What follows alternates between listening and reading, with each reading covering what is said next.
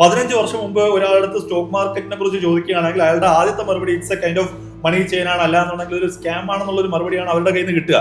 ബിറ്റ്കോയിന്റെയും എതീരിയത്തിന്റെയും ETFs ഇപ്പൊ launch ചെയ്തല്ലോ. ഇന്ത്യക്കകത്തുള്ള exchanges hack ആവാനുള്ള ചാൻസ് വളരെ കൂടുതലാണ്. ഇപ്പൊ നിങ്ങൾക്കും അതുപോലെ തന്നെ ഒരു 1000x അല്ലെങ്കിൽ 2000x ഒക്കെ പെർഫോം ചെയ്യാൻ സാധ്യതയുള്ള ഒരു മീം ടോക്കൺ ഐഡന്റിഫൈ ചെയ്യണമെന്നുണ്ടെങ്കിൽ നിങ്ങൾ എക്സ്പ്ലോർ ചെയ്യേണ്ടത് സൊളാന എക്കോസിസ്റ്റത്തിനകത്താണ്. ക്രിപ്റ്റോ മാർക്കറ്റിൽ എൻ്റർ ആവാൻ താല്പര്യമില്ല ഒരു ബിഗിനറിന് കൊടുക്കാനുള്ള അഡ്വൈസ് എന്താ? ഇപ്പോ ഡെയിലി ബേസിസ് അത്യാവശ്യം നല്ല ഈവന്റ്സ് ഒക്കെ നടക്കുകയാണെങ്കിൽ 10 to 15% upside or down side momentum വളരെയധികം പോസിബിലിറ്റി ഉള്ള ഒരു കാര്യമാണ് ക്രിപ്റ്റോയ്ക്കകത്ത്. പക്ഷെ ക്രിപ്റ്റോയിലേക്ക് വരുന്ന സമയത്ത് ക്രിപ്റ്റോയ്ക്കകത്ത് ഡീസെൻട്രലൈസ്ഡ് ഫൈനാൻസ് എന്ന് പറയുന്ന കോൺസെപ്റ്റ് ഉണ്ട്.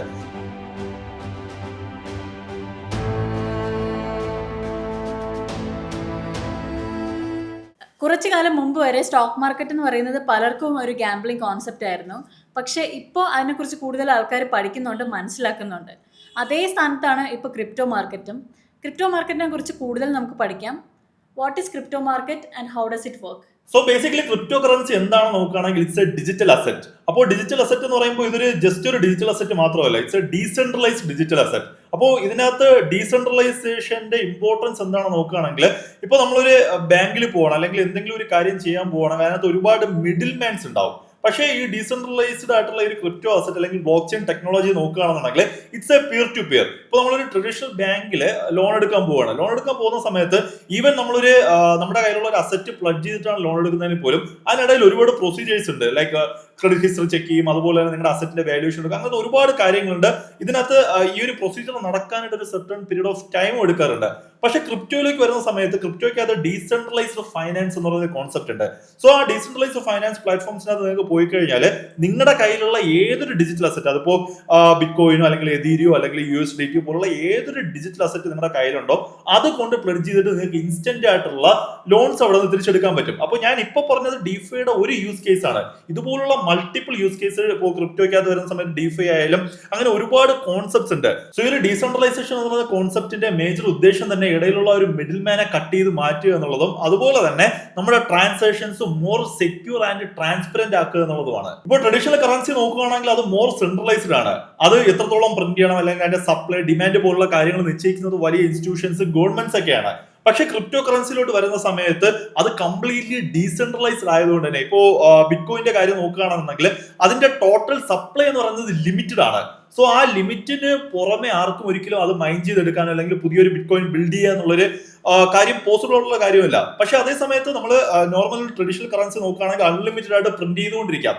ഇപ്പോൾ കൊറോണ സമയം അല്ലെങ്കിൽ അതിനുശേഷം വന്ന മാർക്കറ്റിനകത്തുള്ള ലിക്വിഡിറ്റി കൂടുതലും വന്നിട്ടുണ്ടായിരുന്നത് എക്സിസ്റ്റിംഗ് ആയിട്ടുള്ള മണി സപ്ലൈ എന്നല്ല, പുതിയതായിട്ട് പ്രിന്റ് ചെയ്തിട്ടുണ്ടായിരുന്ന മണി സപ്ലൈ എന്നാണ്. അപ്പോൾ ഇങ്ങനത്തെ കാര്യങ്ങൾ വരുന്ന സമയത്ത് എക്കോണമിയിൽ ഇൻഫ്ലേഷൻ പോലുള്ള കാര്യങ്ങളൊക്കെ കൂടാനുള്ള സാധ്യത വളരെ കൂടുതലാണ്. ഇപ്പൊ ക്രിപ്റ്റോ കറൻസി അല്ലെങ്കിൽ ക്രിപ്റ്റോ ടോക്കൺസ് ഒക്കെ കംപ്ലീറ്റ്ലി ഡീസെൻട്രലൈസ് ആയതുകൊണ്ട് തന്നെ എനിക്ക് എവിടെ ഇരുന്ന് വേണമെങ്കിൽ ഈസിലി ആക്സസിബിൾ ആണ്. ഇപ്പൊ നമ്മളൊരു ട്രഡീഷണൽ കറൻസി നോക്കുകയാണെങ്കിൽ എനിക്ക് ലൈക്ക് ഇപ്പോൾ ഇന്ത്യയിൽ നിന്ന് മറ്റൊരു കൺട്രിയിലോട്ട് ട്രാവൽ ചെയ്യണം, എനിക്ക് കുറച്ച് US$ വേണമെന്നുണ്ടെങ്കിൽ എനിക്ക് ആ US$ പർച്ചേസ് ചെയ്യാനായിട്ട് അതിൻ്റെതായ ഒരുപാട് ഫോർമാലിറ്റീസ് ഉണ്ട്. പക്ഷെ അതേ സമയത്ത് നമുക്ക് ക്രിപ്റ്റോ നോക്കുകയാണെന്നുണ്ടെങ്കിൽ ഇത് കംപ്ലീറ്റ്ലി ഡീസെൻട്രലൈസ്ഡ് ആയതുകൊണ്ട് തന്നെ എനിക്ക് ഈസിലി ആക്സസിബിൾ ആണ്. എനിക്കിപ്പോൾ ബിറ്റ്കോയിൻ വാങ്ങണമെന്നുണ്ടെങ്കിൽ ഐ ക്യാൻ ഇപ്പോൾ നമുക്കൊരു സെൻട്രലൈസ്ഡ് എക്സ്ചേഞ്ചിലേക്ക് പോയി വേണമെങ്കിൽ അങ്ങനെ വാങ്ങിക്കാം, അല്ലെങ്കിൽ ഡീസെൻട്രലൈസ്ഡ് എക്സ്ചേഞ്ചസ് ഒരുപാടുണ്ട്, എനിക്ക് അവിടെ പോയിട്ട് പർച്ചേസ് ചെയ്യാം. സോ അങ്ങനെ ഈസിലി ആക്സസിബിൾ ആണ്.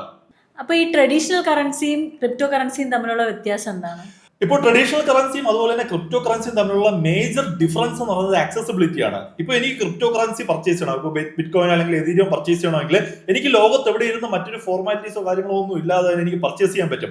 അതേസമയത്ത് എനിക്കൊരു സെൻട്രലൈസ്ഡ് കറൻസി ആയി ഇപ്പോൾ USD പർച്ചേസ് ചെയ്യണം, ഞാൻ മറ്റൊരു കൺട്രിയിലോട്ട് ട്രാവൽ ചെയ്യണം, ആ സമയത്ത് ഒരുപാട് ഫോർമാലിറ്റീസ് ഉണ്ട് എനിക്ക് USD പർച്ചേസ് ചെയ്യാനായിട്ട്. ഇപ്പോൾ ഇവിടെ ക്രിപ്റ്റോ കറൻസിയുടെ കാര്യം നോക്കുകയാണെങ്കിൽ എനിക്ക് സെൻട്രലൈസ്ഡ് എക്സ്ചേഞ്ചിനകത്തുനിന്നോ അല്ലെങ്കിൽ ഒരു ഡീസെൻട്രലൈസ്ഡ് എക്സ്ചേഞ്ചിനകത്തുനിന്നോ ഡയറക്റ്റ് ആയിട്ട് പർച്ചേസ് ചെയ്യാം. അത് മാത്രമല്ല നമ്മൾ ഈ പർച്ചേസ് ചെയ്യുന്ന പർച്ചേസും അതുപോലെ തന്നെ ആ കറൻസീസ് യൂസ് ചെയ്ത് ചെയ്യുന്ന ട്രാൻസാക്ഷൻസും ഒക്കെ പബ്ലിക്കലി ട്രാൻസ്പെറന്റ് ആയിരിക്കും, അതുപോലെ തന്നെ മോർ സെക്യൂർഡ് ആയിരിക്കും.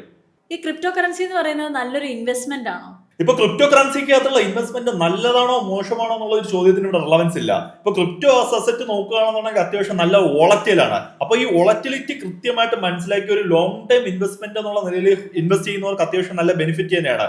ഇപ്പോൾ ബിറ്റ്കോയിൻ അല്ലെങ്കിൽ എതീരിയം അല്ലെങ്കിൽ ഏതൊരു ഓൾട്ട് കോയിൻ നോക്കുകയാണെന്നുണ്ടെങ്കിലും ഇപ്പോൾ ഡെയിലി ബേസിസ് അത്യാവശ്യം നല്ല ഈവന്റ്സ് ഒക്കെ നടക്കുകയാണെങ്കിൽ 10-15% upside or down side momentum വളരെയധികം പോസിബിലിറ്റി ഉള്ള ഒരു കാര്യമാണ് ക്രിപ്റ്റോയ്ക്കകത്ത്. അപ്പോൾ ഈ കൃത്യമായിട്ടുള്ള ഈ ഒരു വോളറ്റിലിറ്റി നന്നായിട്ട് മനസ്സിലാക്കുകയും അതുപോലെ തന്നെ കൃത്യമായിട്ടുള്ള entry and exit points plan ചെയ്യുന്ന ആൾക്കാർക്ക് ക്രിപ്റ്റോ ആസ് എ ഇൻവെസ്റ്റ്മെന്റ് അത്യാവശ്യം നല്ല രീതിയിലുള്ള റിട്ടേൺസ് കൊടുക്കാൻ സാധ്യതയുണ്ട്. ക്രിപ്റ്റോ മാർക്കറ്റിൽ അത്യാവശ്യം ഒരുപാട് സ്കാംസ് ഉണ്ടല്ലോ. അപ്പോൾ ഈ സെക്യൂരിറ്റി എന്ന് പറയുന്നത് ഭയങ്കര ഒരു റെലവൻ്റ് ആയിട്ടുള്ള കാര്യമാണ്. അപ്പോൾ ഇൻവെസ്റ്റേഴ്സ് അവരുടെ അസറ്റ്സ് പ്രൊട്ടക്ട് ചെയ്യാൻ വേണ്ടിയിട്ട് എടുക്കേണ്ട അത്യാവശ്യം നല്ല സ്റ്റെപ്സ് എന്തൊക്കെയാണ്? ഇപ്പൊ ക്രിപ്റ്റോ കറൻസിക്കകത്തുള്ള സ്കാംസ് നോക്കുകയാണെങ്കിൽ നമ്മൾ നേരത്തെ തന്നെ ഡിസ്കസ് ചെയ്തിട്ടുണ്ടായിരുന്നു. സ്റ്റോക്ക് മാർക്കറ്റ് എന്ന് പറയുന്നത് ഒരുപാട് നാളുകൾക്ക് മുമ്പ്, അതായത് ഒരു 10 വർഷം അല്ലെങ്കിൽ 15 വർഷം മുമ്പ് ഒരാളടുത്ത് സ്റ്റോക്ക് മാർക്കറ്റിനെ കുറിച്ച് ചോദിക്കുകയാണെങ്കിൽ അയാളുടെ ആദ്യത്തെ മറുപടി it's a kind of money chain ആണ്, അല്ല എന്നുണ്ടെങ്കിൽ ഒരു സ്കാം ആണെന്നുള്ള ഒരു മറുപടിയാണ് അവരുടെ കയ്യിൽ നിന്ന് കിട്ടുക. അപ്പൊ അതിന്റെ മേജർ റീസൺ എന്താണെന്ന് നോക്കുകയാണെങ്കിൽ ആ സമയത്ത് നടന്നിട്ടുണ്ടായിരുന്ന ഓൾമോസ്റ്റ് എല്ലാ പോൺസി സ്കീംസും, അതായത് ഈ മണി ചെയിൻ തട്ടിപ്പുകളൊക്കെ നടന്നിട്ടുണ്ടായിരുന്ന ഈ സ്റ്റോക്ക് മാർക്കറ്റിനെ ലൈക്ക് അതിനെ മുൻനിർത്തിക്കൊണ്ടാണ്. ഒക്കെ നിങ്ങൾ പൈസ വന്നു കഴിഞ്ഞാൽ സ്റ്റോക്ക് മാർക്കറ്റിൽ ഇൻവെസ്റ്റ് ചെയ്യാം, അതിൽ നിന്ന് നിങ്ങൾക്ക് ഒരു റിട്ടേൺ തരാം എന്നുള്ള പേരിലായിരുന്നു ഒരു 10-15 വർഷം മുമ്പ് ഒരുപാട് സ്കാംസ് നടന്നിട്ടുണ്ടായിരുന്നത്.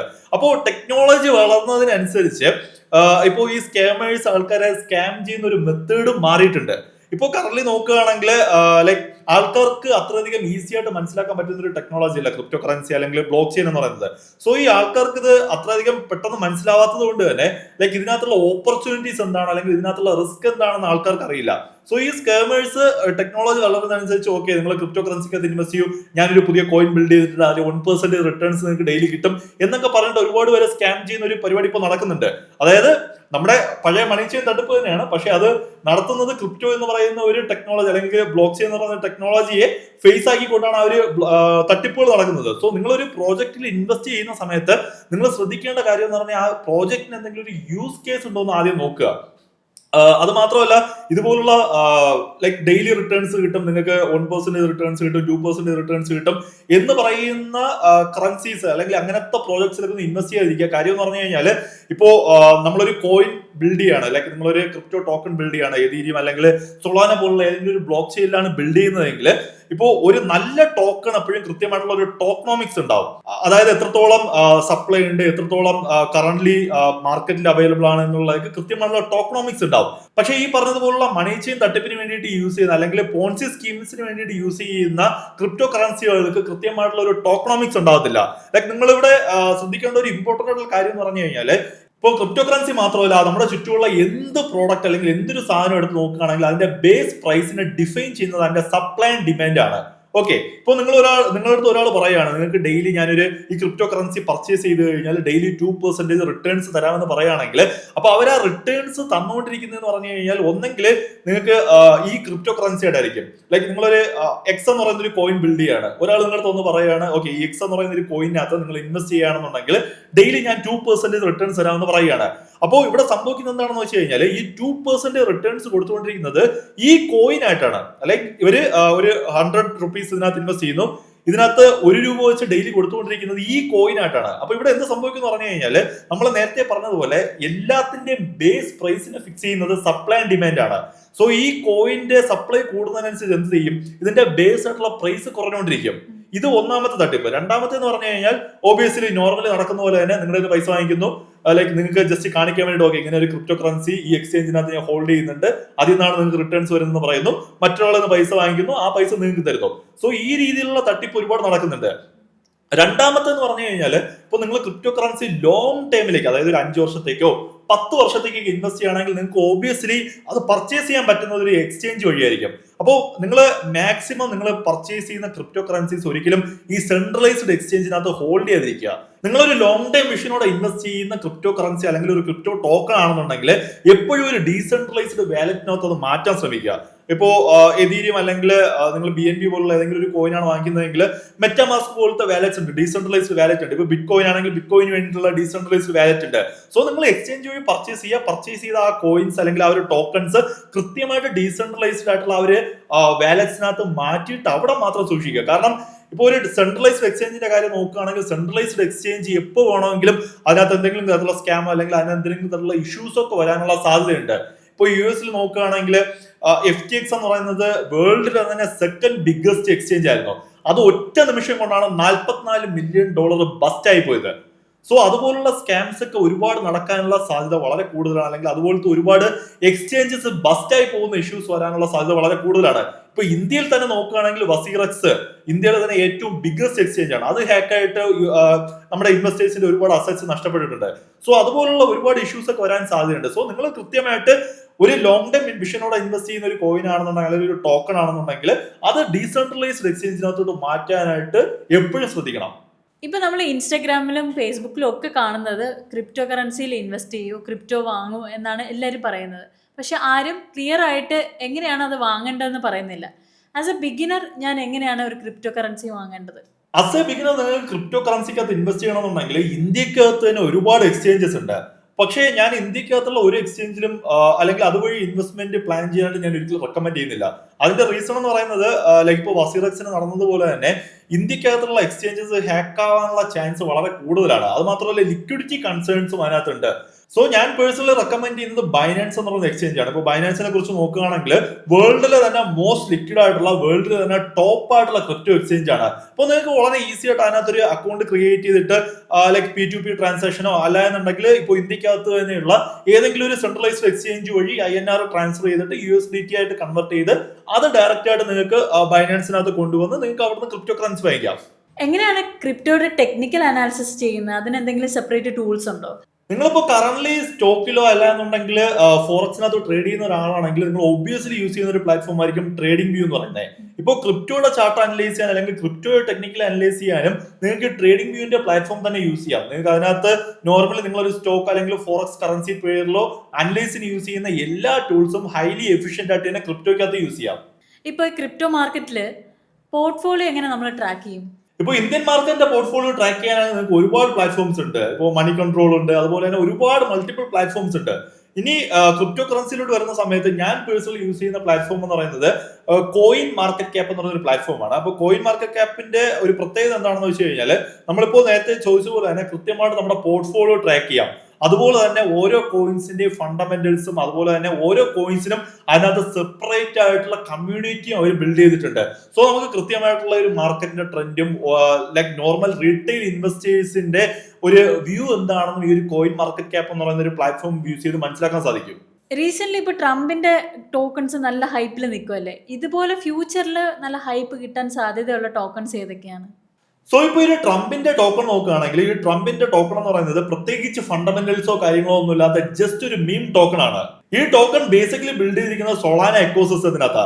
ഇപ്പോ മാർക്കറ്റിനകത്ത് നോക്കുകയാണെങ്കിൽ ട്രെൻഡിങ് ആയിട്ട് വരുന്ന, അതായത് ഇപ്പോൾ ഒരു 100x അല്ലെങ്കിൽ 1000x ഒക്കെ പെർഫോം ചെയ്യുന്ന ഒരുവിധപ്പെട്ട എല്ലാ മീം ടോക്കൺസും ബിൽഡ് ചെയ്യുന്നത് സൊളാന എക്കോസിസ്റ്റത്തിലാണ്. ഇപ്പൊ നിങ്ങൾക്കും അതുപോലെ തന്നെ ഒരു 1000x അല്ലെങ്കിൽ 2000x ഒക്കെ പെർഫോം ചെയ്യാൻ സാധ്യതയുള്ള ഒരു മീം ടോക്കൺ ഐഡന്റിഫൈ ചെയ്യണമെന്നുണ്ടെങ്കിൽ നിങ്ങൾ എക്സ്പ്ലോർ ചെയ്യേണ്ടത് സൊളാന എക്കോസിസ്റ്റത്തിനകത്താണ്. അപ്പോൾ സൊളാന എക്കോസിസ്റ്റത്തിനകത്ത് ഈ ഒരു മീം ടോക്കൺ ഐഡന്റിഫൈ ചെയ്യാനായിട്ട് ബേർഡ് ഐ എന്ന് പറയുന്ന ഒരു പ്ലാറ്റ്ഫോം നിങ്ങൾക്ക് യൂസ് ചെയ്യാം. അതിനകത്ത് പുതിയതായിട്ട് ലോഞ്ച് ചെയ്യുന്ന എല്ലാ ടോക്കൺസും, അതായത് ഈ സൊളാന എക്കോസിസ്റ്റത്തിനകത്ത് ഏതൊക്കെ പുതിയ ടോക്കൺസ് ലോഞ്ച് ചെയ്യുന്നുണ്ടോ ആ ടോക്കൺസ് എല്ലാം ഫസ്റ്റ് ലിസ്റ്റ് ആവുന്നത് ജുപ്പിറ്റർ എന്ന് പറയുന്ന എക്സ്ചേഞ്ചിനകത്തും അത് ട്രാക്ക് ചെയ്യാൻ പറ്റുന്നത് ബേർഡ് ഐ എന്ന് പറയുന്ന ഒരു പ്ലാറ്റ്ഫോമിനകത്തുമാണ്. സോ ഈ ഒരു ബേർഡ് ഐ എന്ന് പറയുന്ന ഒരു പ്ലാറ്റ്ഫോമിനകത്ത് നിങ്ങൾ എക്സ്പ്ലോർ ചെയ്ത് കഴിഞ്ഞാൽ ന്യൂലി ലോഞ്ച് ആവുന്ന ടോക്കൺസ് നിങ്ങൾക്ക് ഐഡന്റിഫൈ ചെയ്യാൻ പറ്റും. സോ ഈ ഒരു ബേർഡ് ഐ എന്ന് പറയുന്ന ഒരു പ്ലാറ്റ്ഫോമിനകത്ത് നിങ്ങൾ എക്സ്പ്ലോർ ചെയ്യുകയാണെങ്കിൽ ഇതുപോലെ തന്നെ ഒരു 100x അല്ലെങ്കിൽ 1000x ഒക്കെ പെർഫോം ചെയ്യാൻ സാധ്യതയുള്ള ഒരുപാട് ടോക്കൺസ് നിങ്ങൾക്ക് ഐഡന്റിഫൈ ചെയ്യാൻ പറ്റും. പക്ഷെ ഇതിന്റെ മേജർ ഇഷ്യൂ എന്താണെന്ന് വെച്ച് കഴിഞ്ഞാൽ ഈ ടോക്കൺസ് ഒക്കെ തന്നെ ഫ്രഷ്ലി ലോഞ്ച് ആയിട്ടുള്ള ടോക്കൺസ് ആയതുകൊണ്ട് റഗ് പുൾ എന്ന് പറയുന്ന ഒരു സാധ്യത വളരെ കൂടുതലാണ്. സോ നിങ്ങൾ സൊളാന എക്കോസിസ്റ്റത്തിനകത്ത് ഒരു മീം ടോക്കണിൽ ഇൻവെസ്റ്റ് ചെയ്യുകയാണെന്നുണ്ടെങ്കിൽ ഉറപ്പായിട്ട് അതിന്റെ ബാക്ക്ഗ്രൗണ്ട് ചെക്ക് ചെയ്യണം. ലൈക്ക് ഇപ്പോൾ ജുപ്പിറ്റർ എക്സ്ചേഞ്ചിനകത്ത് വെരിഫൈഡ് ആയിട്ടുള്ള ഒരു ടോക്കൺ ആണെന്നുണ്ടെങ്കിൽ അത്യാവശ്യം ലെജിറ്റിമേറ്റ് ആയിരിക്കും, ഒരു റഗ് പുള്ളിനുള്ള സാധ്യത വളരെ കുറവാണ്. സോ അങ്ങനത്തെ വെരിഫൈഡ് ആയിട്ടുള്ള ടോക്കൺസ് ഐഡന്റിഫൈ ചെയ്തിട്ട് ഇൻവെസ്റ്റ് ചെയ്ത് കഴിഞ്ഞാൽ അത്യാവശ്യം നല്ലൊരു റിട്ടേൺസ് നിങ്ങൾക്ക് ഈ മീം ടോക്കൺ ഇൻവെസ്റ്റ്മെന്റ്സ് വഴി ജനറേറ്റ് ചെയ്യാൻ പറ്റും. നമ്മൾ ഫ്യൂച്ചറിലോട്ട് നോക്കുമ്പോൾ ഒരു 5-10 വർഷം കഴിയുമ്പോൾ ഉള്ള ക്രിപ്റ്റോ കറൻസിയുടെ സ്കോപ്പ് എന്താണ്? ഇപ്പൊ 5 to 10 years കഴിഞ്ഞിട്ട് ക്രിപ്റ്റോ കറൻസിയുടെ സ്കോപ്പ് എന്താണെന്ന് നോക്കുന്നതിനേക്കാളും ബ്ലോക്ക് ചെയിൻ ആസ് എ ടെക്നോളജിയുടെ സ്കോപ്പ് എന്താണെന്നാണ് നോക്കേണ്ടത്. ഇപ്പോൾ ബ്ലോക്ക് ചെയിൻ ടെക്നോളജി നോക്കുകയാണെങ്കിൽ മോർ ട്രാൻസ്പെറന്റ് ആണ്, അത് മാത്രമല്ല ഹൈലി സെക്യൂർഡ് ആണ്. അപ്പോൾ ഇൻ ഫ്യൂച്ചർ ഗവൺമെന്റ് ഉൾപ്പെടെയുള്ള പല സെൻട്രലൈസ്ഡ് ഓർഗനൈസേഷൻസും, അതായത് ഈവൻ ബാങ്ക്സ് പോലും ഈ ഒരു ബ്ലോക്ക് ചെയിൻ ടെക്നോളജി പല യൂസ് കേസസിനകത്ത് അഡോപ്റ്റ് ചെയ്യാനായിട്ട് സാധ്യത വളരെ കൂടുതലാണ്. ഇപ്പൊ US തന്നെ നോക്കുകയാണെങ്കിൽ റിപ്പിൾ എന്ന് പറയുന്ന ഒരു കമ്പനി ഉണ്ട്. അപ്പൊ ആ റിപ്പിൾ എന്ന് പറയുന്ന കമ്പനി US ഗവൺമെന്റുമായിട്ട് ക്ലോസ്ലി അസോസിയേറ്റ് ചെയ്തിട്ട് പല പ്രോജക്ട്സും കറന്റ് ബിൽഡ് ചെയ്തുകൊണ്ടിരിക്കുക. ബിറ്റ്കോയിന്റെയും എതീരിയത്തിന്റെയും ETF ഇപ്പോൾ ലോഞ്ച് ചെയ്തല്ലോ. അതുപോലെ ഫ്യൂച്ചറിൽ ലോഞ്ച് ചെയ്യാൻ സാധ്യതയുള്ള കറൻസീസിന്റെ ETFs ഏതൊക്കെയാ? അപ്പൊ എന്റെ ഒരു എക്സ്പെക്ടേഷൻ നോക്കുകയാണെങ്കിൽ ആദ്യം ഉടനെ വരാൻ പോകുന്നത് മേ ബി സൊളാനയുടെ ETF ആയിരിക്കാനാണ് ചാൻസ് ഉള്ളത്. കാരണം സൊളാനയുടെ എക്കോസിസ്റ്റം അല്ലെങ്കിൽ സൊളാനയുടെ ETF ബേസ് ചെയ്തിട്ട് ഒരുപാട് ഡെവലപ്മെന്റ്സ്, ഒരുപാട് ന്യൂസസ് ഒക്കെ കേൾക്കുന്നുണ്ട്. So may be in next 5 to 6 monthsനകത്ത് സൊളാനയുടെ ETF launch ചെയ്യാനുള്ള സാധ്യത വളരെ കൂടുതലാണ്. സോ അതിനുശേഷം നോക്കുകയാണെങ്കിൽ ഒബിയസ്ലി റിപ്പിളിന്റെ ETF വരാനുള്ള പോസിബിലിറ്റി വളരെ കൂടുതലാണ്. നമ്മൾ നേരത്തെ തന്നെ പറഞ്ഞിട്ടുണ്ടായിരുന്നു, അവർ ഗവൺമെന്റുമായിട്ടൊക്കെ ക്ലോസ്ലി അസോസിയേറ്റ് ചെയ്ത് വർക്ക് ചെയ്യുന്ന ഒരു കമ്പനിയാണ്. സോ അതിന് പുറമെ BNB വരാൻ ചാൻസ് ഉണ്ട്. അതുപോലെ തന്നെ ലൈറ്റ് കോയിന്റെ ETF വരാൻ സാധ്യതയുണ്ട്. ഇപ്പൊ ലൈറ്റ് കോയിൻ നോക്കുകയാണെങ്കിൽ it's kind of A OG coin.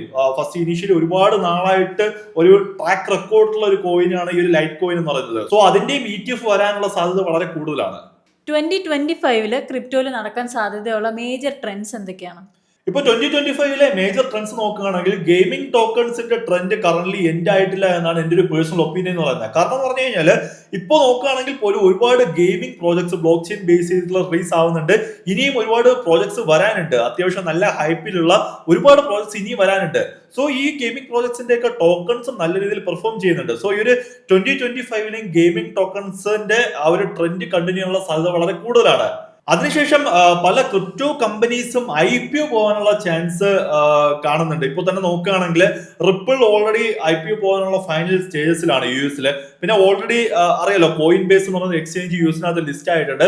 So അങ്ങനെ പല കമ്പനികളും US ബേസ്ഡ് ആയിട്ടുള്ളതും അല്ലെങ്കിൽ പുറത്തുള്ള പല കമ്പനികളും IPO പോകാനുള്ള ചാൻസ് വളരെ കൂടുതലാണ്. ഇപ്പൊ ഇന്ത്യയിൽ നോക്കുകയാണെങ്കിലും കോയിൻ D6 പോലുള്ള ക്രിപ്റ്റോ എക്സ്ചേഞ്ചസ് IPOയിലേക്ക് പ്ലാൻ ചെയ്യുന്നുണ്ടെന്ന് അവരുടെ ഫൗണ്ടേഴ്സ് ഒക്കെ റീസെന്റ് പറഞ്ഞിട്ടുണ്ടായിരുന്നു. അതുപോലെ തന്നെ ക്രിപ്റ്റോ മാർക്കറ്റിനകത്ത് ഇൻ ഫ്യൂച്ചർ വരാൻ സാധ്യതയുള്ള, അതായത് ഈ ഒരു 2025 വരാൻ സാധ്യതയുള്ള മറ്റൊരു ട്രെൻഡാണ് AI ഏജൻസ് എന്ന് പറയുന്നത്.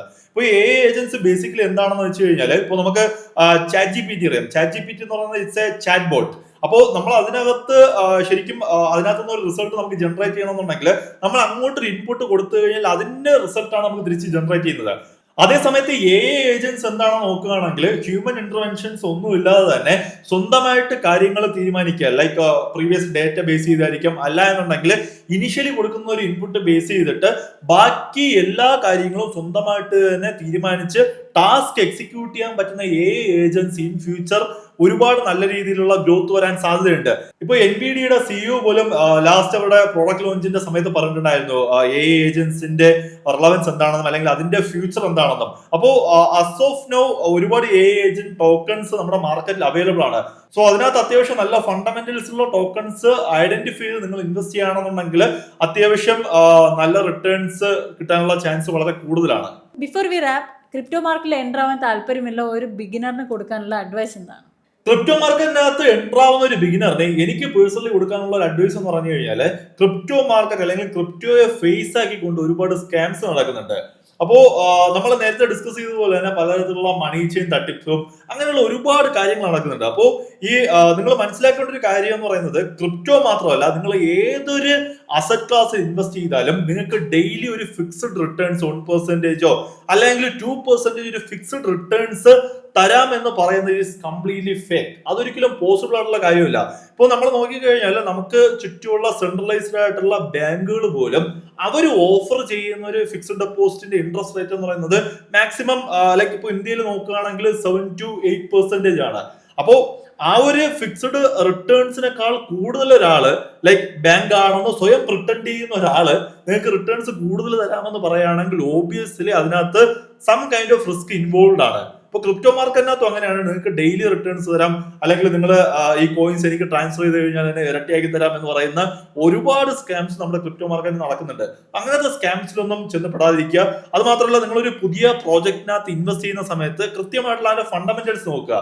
ഇപ്പോൾ ഒരു ടോക്കൺ ആയാലും ആ ടോക്കൺ എന്തെങ്കിലും റിലവൻസ് ഉണ്ടോ, യൂസ് കേസ് ഉണ്ടോ നോക്കുക. അല്ലെങ്കിൽ നിങ്ങൾ ഒരു പുതിയൊരു ബ്ലോക്ക് ചെയിൻ എക്കോസിസ്റ്റത്തിനകത്ത് ഇൻവെസ്റ്റ് ചെയ്യാണ്, അപ്പോൾ ആ എക്കോസിസ്റ്റത്തിന്റെ യൂസ് എന്താണ്, ലൈക്ക് അതുകൊണ്ട് റിയൽ ലൈഫിൽ എന്തെങ്കിലും ഒരു യൂസ് കേസ് ഉണ്ടോ എന്നുള്ള കാര്യങ്ങളൊക്കെ ഡീറ്റെയിൽ ആയിട്ട് പഠിച്ചിട്ട് നിങ്ങൾ ഇൻവെസ്റ്റ് ചെയ്യുക. സോ അങ്ങനെ ഇൻവെസ്റ്റ് ചെയ്ത് കഴിഞ്ഞാൽ തീർച്ചയായിട്ടും ഒരു 90% അല്ലെങ്കിൽ ഒരു 95% വരെ നിങ്ങളുടെ ഇൻവെസ്റ്റ്മെന്റ്സ് എപ്പോഴും പ്രൊട്ടക്റ്റഡ് ആയിരിക്കും.